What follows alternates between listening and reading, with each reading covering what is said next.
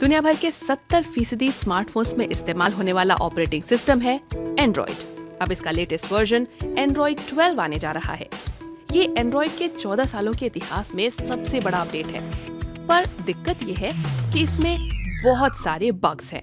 Google का कहना है चूंकि बदलाव इतना बड़ा है इसलिए ऐसी दिक्कतें आ रही हैं, लेकिन इसकी एक और वजह भी हो सकती है। एंड्रॉइड की शुरुआत में कुछ वादे किए गए थे। ये फ्लेक्सिबल होगा, ओपन सोर्स सॉफ्टवेयर होगा, स्मार्टफोन बनाने वाली और टेलीकॉम कंपनियों की जरूरत के हिसाब से बदलाव कर सकेगा।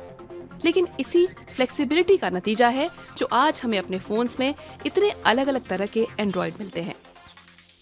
ज्यादातर लोगों को लगता है कि एंड्रॉइड गूगल का ओपन सोर्स ऑपरेटिंग सिस्टम है।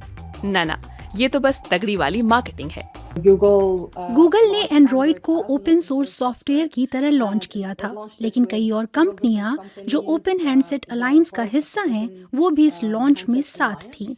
तो ये सारी कंपनियां एंड्रॉइड का सोर्स कोड अपने अपने हिसाब से बदल सकती हैं। इसमें गूगल का रोल टॉप मैनेजर जैसा है। तो कोई भी कंपनी कुछ भी डिवेलप करे, कोई एंड्रॉइड में कुछ भी जोड़ घटा दे, तो उसे पहले गूगल से अनुमति लेनी होती है। इसके बाद ही यह सबके पास जाती है। एंड्रॉइड के इतने सफल होने के पीछे सबसे बड़ी वजह यही है कि ये ओपन सोर्स सॉफ्टवेयर की तरह बनाया गया। इससे दुनिया भर की कंपनियों को अपने फोन चलाने के लिए ऐसा ऑपरेटिंग सिस्टम मिला जिसे वो अपने प्रोडक्ट की जरूरत के हिसाब से थोड़ा बहुत बदल सकती थी। स्मार्टफोन्स बनाने वाली और सिम बेचने वाली कंपनियों ने इसका खूब फायदा उठाया। अब सैमसंग और सोनी के स्मार्टफोन्स को ही लीजिए, ये दोनों एंड्रॉइड का अपना अपना कस्टमाइज्ड वर्जन चला रही हैं। गूगल एंड्रॉइड तो मुफ्त में देता है, लेकिन इसके साथ अपनी मोबाइल सर्विसेज जैसे प्ले स्टोर, जीमेल और गूगल मैप यानी जीएमएस पैकेज नहीं देता। इसके लिए कंपनियों को गूगल से लाइसेंस लेना होता है। अगर कोई कंपनी अपने फोन में गूगल प्ले स्टोर इंस्टॉल करना चाहे तो उसे बहुत सारी हाँ करनी पड़ती है, जैसे क्रोम इंस्टॉल करने के लिए हाँ, यूट्यूब और ऐसी ही कई ऐप्स इंस्टॉल करने के लिए हाँ, साथ में गूगल सर्च को डिफॉल्ट सर्च ऐप और क्रोम को फोन का डिफॉल्ट ब्राउजर भी बनाना पड़ता है। अपने ब्रांड की ढेर सारी एप्स के अलावा गूगल एप्लीकेशन प्रोग्रामिंग इंटरफेस यानी एपीआई भी सप्लाई करता है। अगर कोई कंपनी गूगल का पूरा पैकेज एक साथ नहीं लेगी तो बाकी ऐप भी ढंग से काम नहीं करेंगे। पर ऐसा नहीं है कि सारी कंपनियां गूगल की बात मान ही लेती हैं। चीन में गूगल की कई सर्विसेज उपलब्ध ही नहीं है। यहाँ आपको कई एंड्रॉइड फोन मिल जाएंगे जिनमें गूगल की ऐप नहीं होंगी, जैसे Amazon, जो एंड्रॉइड पर चलने वाले फायर ऑपरेटिंग सिस्टम का इस्तेमाल करता है बिना गूगल एप्स के। हालांकि इन सब के बावजूद एंड्रॉइड चलाने वाले ढेर सारे यूजर्स नई ऐप डाउनलोड करने के लिए गूगल प्ले स्टोर की शरण में ही जाते हैं। गूगल ठहरा ऐप बनाने वालों का चौकीदार, तो वो उनसे भी पैसे कमाता है।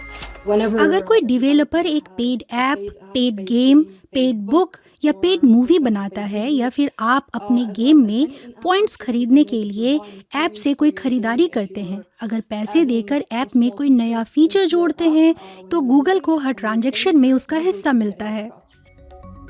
गूगल अपने प्ले स्टोर के जरिए अरबों खरबों कमाता है। फोन और ऐप बनाने वालों को एक ऑपरेटिंग सिस्टम मिल जाता है जिसमें वो अपनी जरूरत के हिसाब से बदलाव कर सकते हैं, और यूजर्स को ऐसा सिस्टम मिल जाता है जो ढेर सारी डिवाइसेस पर चलता है और जिसमें बहुत सारी ऐप्स चल जाती हैं। एक ओपन सिस्टम में जहां सैकड़ों कंपनियों के अपने अपने वर्जन चल रहे हैं, इसमें एक बहुत बड़ी दिक्कत है। सबको सबके वर्जन्स की जरूरत के हिसाब से लगातार सिक्योरिटी अपडेट देना। दुनिया भर में अनगिनत डिवाइस एंड्रॉइड पर चल रही हैं। हर कंपनी सिक्योरिटी को अप टू डेट रखने के मामले में मुस्तैद नहीं है। इस वजह से सुरक्षा की कई कमजोरियां सामने आती हैं। अपने पिक्सल फोन्स के लिए भी गूगल खुद 3 साल तक ही सिक्योरिटी अपडेट देने का वादा करता है। एक और तकलीफ है ब्लोटवेयर की, यानी ऐसे ऐप्स और सर्विसेज जिन्हें फोन बनाने वाली कंपनियां पहले से ही इंस्टॉल करके आपके पास भेजती हैं और जिन्हें आप हटा नहीं सकते। वो YouTube इंस्टॉल करके देंगे, Chrome, Google search, Google maps और भी बहुत कुछ इंस्टॉल करके देंगे। फिर फ़ोन बनाने वाली कंपनियों को भी अपना जलवा दिखाना होता है। जैसे सैमसंग को देखिए, वो क्रोम के अलावा अपना भी एक ब्राउज़र फ़ोन में डाल देते हैं। वो फ़ोन में कई ऐप डाल देंगे जो वही काम करते हैं जो गूगल के ऐप करते हैं। उसके बाद कैरियर्स की बारी आती है, उन्हें भी अपने ऐप और अपने ब्लोटवेयर फ़ोन में डालने होते हैं। तो ये सब मिलकर बहुत ज़्यादा ज्यादा हो जाता है। That amounts to a lot. क्या आप ये सब जानते थे? आपको किस ब्लोटवेयर से सबसे ज्यादा खीज होती है? कमेंट करके बताइए। एंड्रॉइड को फ्री सॉफ्टवेयर भले ही माना जाता हो, लेकिन इससे गूगल की दुकान को चोखा मुनाफा होता है, खासतौर से इसकी पेरेंट कंपनी अल्फाबेट को। अगर आपको ये समझना हो कि गूगल की एप्स कितनी जरूरी हो गई हैं, तो हुआवे का उदाहरण देखिए।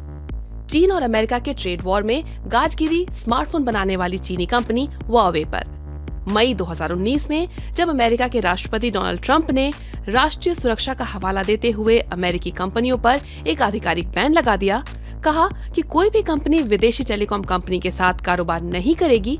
इसके बाद गूगल ने ऐलान कर दिया कि वो अब हुआवे को अपने डिजिटल प्रोडक्ट्स इस्तेमाल नहीं करने देगी।